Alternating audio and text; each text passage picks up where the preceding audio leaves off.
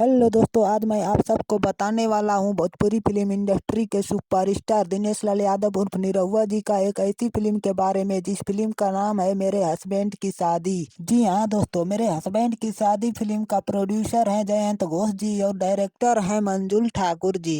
और दोस्तों, इस फिल्म के लीड रोल में है सुपरस्टार दिनेश लाल यादव, निरहुआ जी, अमरपाली दुबे जी और काजल राघवानी जी। और दोस्तों, अगर इस फिल्म का कहानी का बात करें तो इस फिल्म का कहानी एकदम कमाल की कहानी है दोस्तों इस फिल्म में अमरपाली दुबे और काजल राघवानी जी एक दूसरे के सौतन बनी हुई है दोस्तों। और दोस्तों, दो सौतन के बीच में जो नोक झोंक देखने को मिलता है वो नोक झोंक ये दो सौतन के बीच में भी देखने को मिलने वाली है दोस्तों। और दोस्तों, ये दो सौतन के नोक झोंक के बीच में सुपरस्टार निरहुआ भी बहुत परेशान हो जाते हैं दोस्तों।